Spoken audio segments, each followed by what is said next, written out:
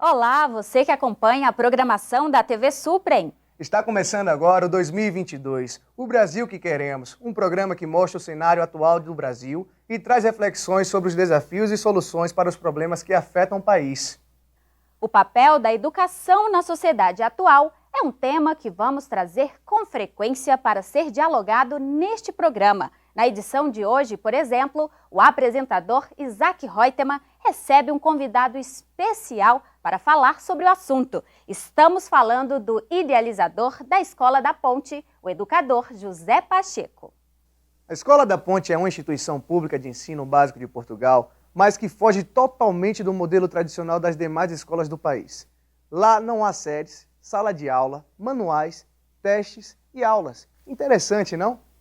É sim, Maurício. Nós podemos chamar de um novo paradigma educacional, como explica o entrevistado de hoje. Pacheco conta como é a Escola da Ponte, por que ela deu tão certo e como os alunos e professores se adaptam a esse novo modelo. Ele ainda comenta sobre a educação no Brasil e defende que é necessário mudar as políticas públicas e o modo como se vê a educação no país.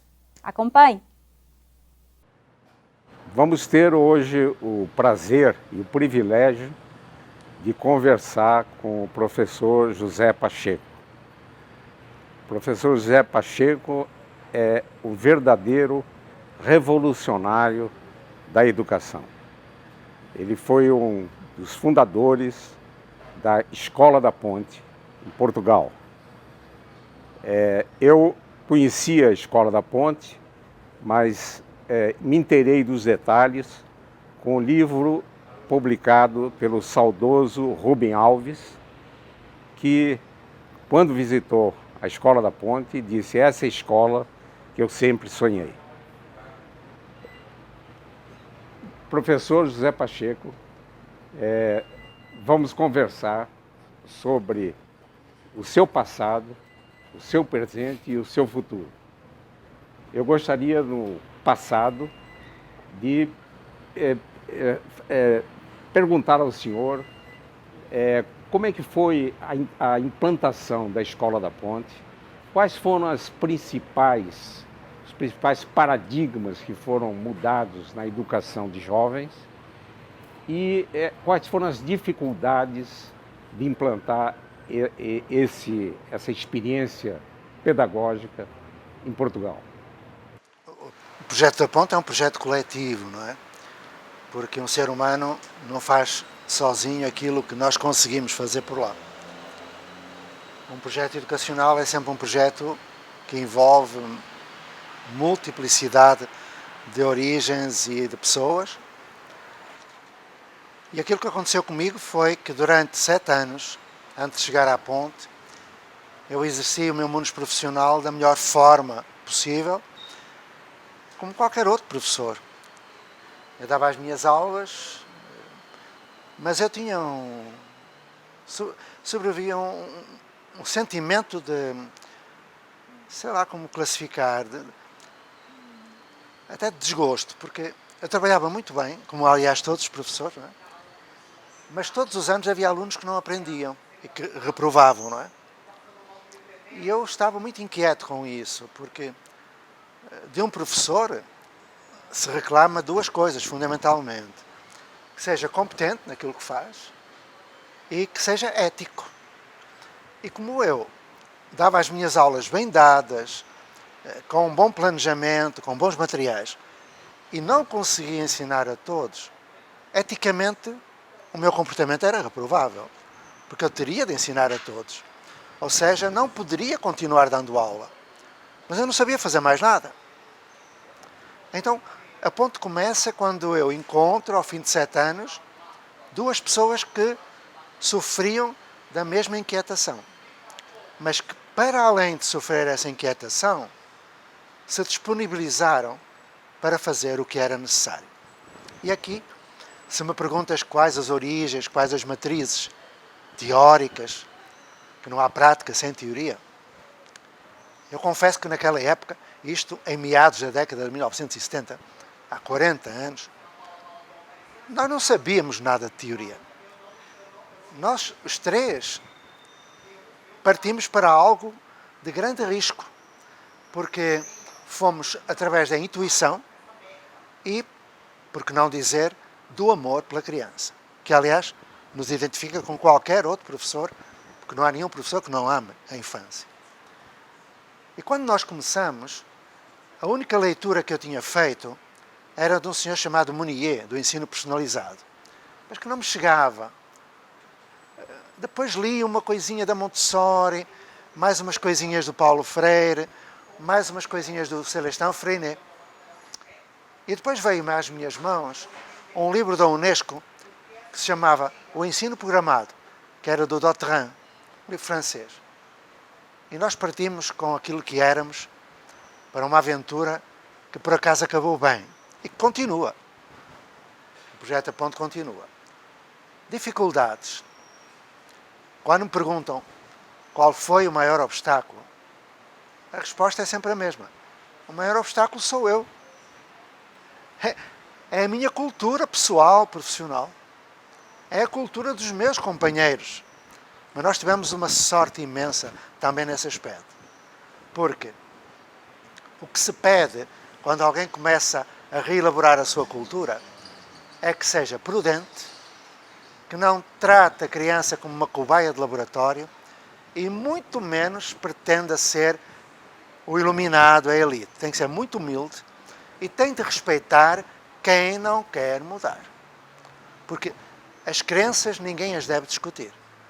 Então, se as pessoas acreditavam que dando aula ensinavam, nós aceitamos que as pessoas fossem assim.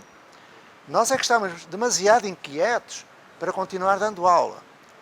E quando começamos dando aula 24 horas por semana, mas 1 hora diferente. E isso nos salvou. Fomos homeopaticamente progredindo, sem dar o passo maior que a perna, são expressões, enfim, populares, mas que são metáforas que se aplicam. Ou seja, como o maior obstáculo era eu teria de me desenvencilhar desse obstáculo. Como? Primeira decisão, nunca ficar sozinho. Ninguém se salva sozinho. E nós não poderíamos dar uma imagem aos alunos, porque eles são a nossa imagem projetada. Toda a gente aprende por imitação, pelo exemplo. Nós deveríamos dar a ideia de equipe. E isso nos salvou. Desde a primeira hora, decidimos partir dos valores que nos uniam enquanto equipe. E percebemos que havia 3 valores que nos orientavam e que eram comuns. A autonomia, que é a liberdade, a responsabilidade e a solidariedade. Ainda hoje, claro que o amor estruturante não eram esses 3. Era o amor. Era o valor fundamental que, aliás, conduz todos os projetos humanos. Quando partimos, como eu disse, partimos com a intuição e a amorosidade. E, dia após dia, durante 8 anos, nós fomos alterando o modo de fazer. Eu vou dar um exemplo. E fomos fazendo muitas descobertas que nos foram emancipando, freirianamente emancipando. Porque a leitura leva à emancipação se ela for colocada, enquanto contributo teórico, numa prática, construindo praxis que funcionem, que façam aprender. Vou dar um exemplo. Quando começamos, foi-nos entregue mais de uma centena de jovens, que era a chamada turma do lixo da escola. Chamar lixo a seres humanos é sinal de que nós ainda estamos na proto-história da humanidade. Estamos na barbárie, não é? Ainda. Porque uma humanidade que ainda precisa de guerras, de tribunais, de prisões, está na proto-história, nem na pré-história estará. E a escola reflete isso, e as instituições refletem isso mesmo. Então, quando nós perguntamos às crianças, aos jovens, quem sabia ler, eles em uníssono disseram, ninguém sabe ler. Eu perguntei, mas como é que não conseguem ler? Eles explicaram, sabe, professor, quando a professora chega, todos os anos, eles tinham 14, 15 anos de idade já, prestes a sair da escola sem saber ler, ou seja, socialmente excluídos. E eu perguntei como é que eles não sabiam ler. Olha, a professora chega todos os anos, ensina-nos o A, E, I, O, U, o Pá, Pé, Pi, Pó, Pu e o Tá, Té, Ti, Tó, Tu. E nós fazemos carreirinhas de As, de Es, fazemos a ligação do Pá com o Tá, Pá, Tó, Pé, Tu, Pi, Tu, Pó. A partir daí nós não conseguimos aprender mais, nós não temos cabeça para isso. Bom, eu levei um susto, porque eu tinha andado 7 anos a ensinar o Pá, Pé, Pi, Pó, Pu. O que foi que eu senti? Que não poderia continuar a ensinar o Pá, Pé, Pi, Pó, Pu. Porque se eu continuasse a ensinar daquela maneira, eles continuariam analfabetos. E eticamente eu não poderia fazer o mesmo. Porque se fizesse, eles continuariam iguais. O que foi que eu fiz? Como estávamos em equipe, éramos 3, quando eu precisava de sair para aprender a ser alfabetizador, as outras 2 ficavam. Quando outra precisava de sair, eu ficava com a outra. Um de nós foi aprender a alfabetizar linguisticamente. Outro foi aprender a alfabetização matemática. Outro a alfabetização social. E ao fim de 3 meses, os jovens que nunca tinham aprendido em 6, 7, 8 anos, aprenderam a ler, aprenderam a ser e aprenderam tudo. Porquê? Porque não há dificuldades de aprendizagem, há dificuldades de ensinagem nos professores, porque os professores são formados para dar aula. Numa universidade que continua igual a Bolonha, à Idade Média, que continua a reproduzir um modelo social e escolar do século XIX. Porque hoje temos crianças do século XXI com professores do século XX a trabalhar como no século XIX. São professores ótimos, são seres humanos extraordinários, mas continuam a desenvolver a sua prática baseada em necessidades sociais do século XIX. E por isso nós temos aquilo que temos. Então, quando nós conseguimos romper com isso, e levou 8 anos, nós conseguimos dialogar com os outros, aceitando as ideias dos outros, aceitando as práticas dos outros, mas criando um espaço e um tempo para o diálogo. Eu existo porque o outro existe. Eu não posso ser feliz se o outro não for. E então, o resto da escola, que até agora, até aquele momento, só tinha tirado sarro de nós, aproximou-se, porque os nossos alunos eram exemplo para toda a gente. E eram exemplo quer no domínio cognitivo, quer no emocional, no sociomoral. Eles mostravam realmente o que era a cidadania, porque nós não tínhamos preparado para a cidadania, tínhamos educado na cidadania, no exercício da liberdade responsável, e ao fim de 8 anos eu era prefeito da cidade, porque tudo isto foi criando uma ideia de comunidade, um espírito de comunidade, e criando aquilo que eu chamo uma nova construção social de aprendizagem, onde famílias, escola, igrejas e outras instituições se unem para cuidar da juventude, para que eles tenham a oportunidade de ser diferentes, ou seja, transmitir outros valores, ou seja, conseguir que eles reelaborem a cultura que lhes foi inculcada. Este é o segredo. Professor Pacheco, vamos fazer um breve intervalo, mas eu gostaria de deixar uma pergunta para o próximo bloco, que no sentido que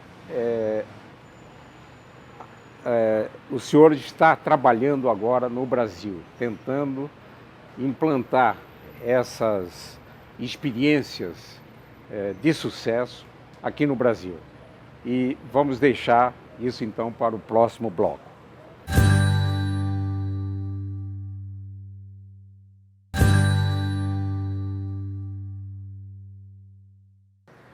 No bloco anterior, o professor José Pacheco nos deu uma ideia rápida dessa mudança de paradigma na aprendizagem. Temos o grande privilégio de termos o professor José Pacheco, com essa experiência acumulada em Portugal, agora aqui no Brasil. E sabemos que ele está introduzindo, espalhando, né, como se fosse uma epidemia do bem, essas ideias pelo Brasil. E a experiência mais consolidada é do projeto Âncora na cidade de Cotia. Eu perguntaria, professor Pacheco, o que significa a atuação, essa mudança no Brasil, e como é que vai, quais são os resultados imediatos para o nosso país? Eu creio que o Brasil é terreno fértil para novos projetos, mas também é terreno fértil para projetos sem consistência. Portanto, o risco também é esse. Não é? Não basta boa vontade ou conhecimento teórico. E quando eu aceitei participar do início do projeto Âncora, eu parti do princípio de que não era o início, era um recomeço. Porque nós devemos partir daquilo que as pessoas são e não daquilo que nós queremos que elas sejam. E se elas tinham dado muitos anos de aula, seria necessário partir com essa experiência para algo diferente. E foi o que aconteceu. Mas o projeto Âncora não está sozinho. Eu estou a acompanhar, através de uma equipe, que eu não trabalho sozinho, mais de uma centena de projetos no Brasil. Quem faz o Brasil é o brasileiro, e para mim é muito claro. Quando eu vim para o Brasil, eu tive um choque muito grande, um choque cultural, enfim. Eu compreendi que teria de me despir um pouco do etnocentrismo europeu, que pensa que tudo surge no hemisfério norte. E então, para ensinar a aprender, eu teria de aprender o Brasil. E foi esse o meu primeiro movimento. Saber o que é que se passava no Brasil em termos de educação. E a surpresa foi enorme. O Brasil tem os melhores teóricos que eu conheço no mundo, e eu conheço dezenas de países, e as fontes teóricas mais importantes. Tem os melhores projetos que eu já vi no mundo. Alguns antigos já, e que foram destruídos, enfim, em dois momentos da história do Brasil que eu não quero recordar. Então, quando fui para o Âncora, eu dei um pouco o impulso aos brasileiros que tomavam consciência da possibilidade. Porque há quem critique, pois o Brasil no PISA está mal colocado, pois o IDEB é baixo. Eu sou muito relutante em relação a esses comentários e às lamentações. Eu sou mais do discurso da possibilidade. Eu acredito nos professores e acredito no Brasil. Então eu decidi ficar, porque é apaixonante. Está tudo por fazer. E quando o Âncora se concretizou, e posso dizer-te que é a resposta direta à tua pergunta, como se concretizou, eu diria que hoje, para além do Âncora, há mais 3 ou 4 lugares onde eu gostaria que a atenção, sobretudo da mídia, se concentrasse. E são lugares como Petrópolis, com o projeto Alta Independência, que é um projeto numa favela de Petrópolis, bem difícil por sinal, e todo o movimento da educação GAI, a escola, que está a decorrer no Distrito Federal, onde já foram criados uma dúzia de movimentos a que eu chamo comunidades de aprendizagem. E outros lugares, a Maria Peregrina, São José do Rio Preto, etc. Bom, voltando ao Âncora, que foi, digamos, a primeira Âncora. É curioso que quando eu cheguei, a pessoa que tinha feito o projeto, um empresário que tinha investido toda a fortuna devolvendo ao Brasil aquilo que o Brasil lhe deu, ele dizia que queria uma escola porque fazer contraturno era como tentar enxugar gelo. Então, eu fui devidamente avisado de que não poderia trazer da Europa para cá, não é? Como um Cabral do século XXI, aquilo que na Europa se faz. A Europa é a Europa, o Brasil é o Brasil. O que eu fiz foi escutar. Escutei quais os valores matriciais, os que estavam nas pessoas, porque escolas são pessoas, não são edifícios, são pessoas. E as pessoas são os seus valores. E quando os valores são transformados em princípios de ação, dão origem a projetos que têm uma visão do mundo, uma visão de sociedade, uma visão de ser humano específica. Nós estávamos entre favelas, com um lugar maravilhoso, em que o centro é um circo, a Ágora, com profissionais que tinham dado muitos anos de aula, e quando um velhinho me foi receber e disse: "Você é que é o tal professor Pacheco?" Sim, tem dias que eu ando à procura de mim, brinquei. "Não, mas o senhor vai fazer o projeto?" "Eu não. Quem vai fazer o projeto são os brasileiros. Mas com estes professores você vai entrar numa fria." "Mas porquê?" "Eles não conseguem fazer nada." Eu disse: "Mas eu tenho outros?" "Não, então é com estes." E foi com professores como quaisquer outros que o projeto Âncora surgiu. Desde a primeira hora foi muito claro, nós teríamos de situar a educação num outro contexto. Teríamos de quebrar os muros e o interface entre a escola e a comunidade, para que não houvesse escola e comunidade, mas que a escola fosse um nodo de uma rede de aprendizagem que se chama comunidade. E podemos aprender na escola, como podemos aprender noutro lugar qualquer, na igreja, no centro cultural, na biblioteca, na praça, na casa, na internet. Então, desde a primeira hora, colocamos professores a morar dentro da favela. Desde a primeira hora, escutamos a população nas suas necessidades. Desde a primeira hora, fomos passo a passo criando outras condições de aprendizagem. E hoje, o Âncora, posso dizê-lo, é talvez a única escola no Brasil que tem aquilo que é a vaca sagrada, o IDEB 10. Mas isso pouco me importa. O que nós temos lá são cidadãos autónomos, generosos, solidários, responsáveis, que numa geração vão modificar aquelas favelas, devolvendo a dignidade à favela, requalificando os espaços e promovendo o bem-estar de todos.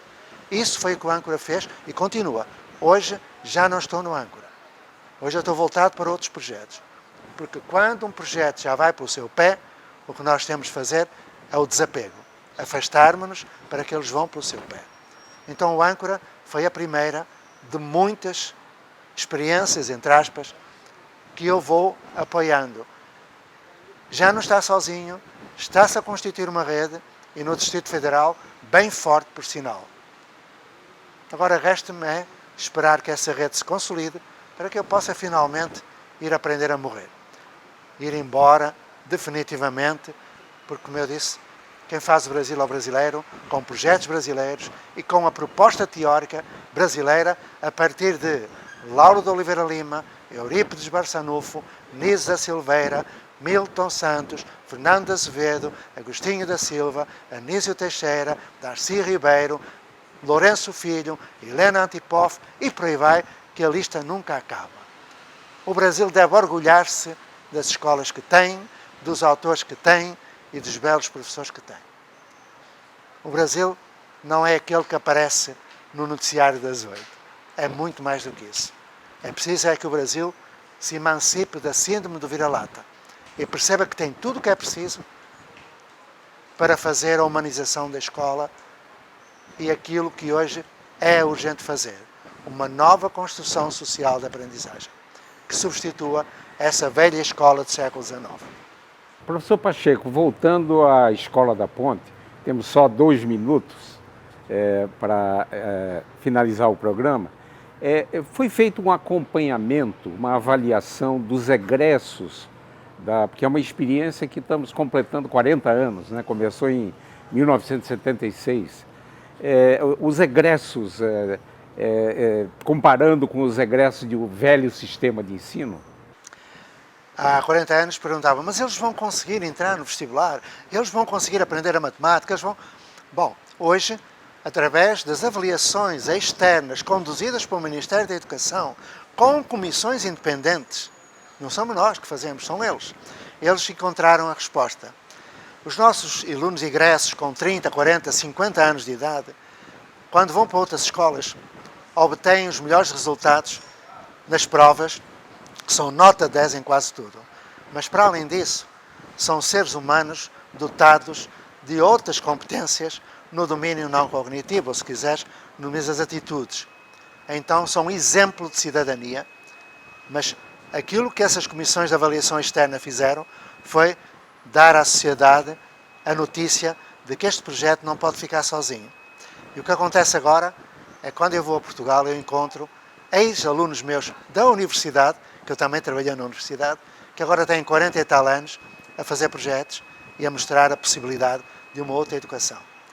Então, estamos falados, não é? Eu gostaria, professor José Pacheco, antes de encerrar a nossa conversa, falar em nome das crianças e jovens brasileiros, agradecer o seu protagonismo em a gente mudar os paradigmas da aprendizagem aqui em nosso país e falo em nome, principalmente, dos brasileiros que vão nascer aí, das próximas gerações e tenho certeza que o esforço que está fazendo vai refletir no futuro do Brasil. Muito obrigado, professor. Grato fico eu por esta oportunidade e de mostrar que o Brasil tem tudo o que precisa. Então, muito obrigado. Você acabou de assistir a entrevista do fundador da Escola da Ponte para o programa 2022, O Brasil que Queremos. Se você quiser rever essa entrevista, acesse o site do Movimento 2022, O Brasil que Queremos. E se quiser mandar perguntas e sugestões para nós, escreva um e-mail para 2022brasil@gmail.com. Até mais!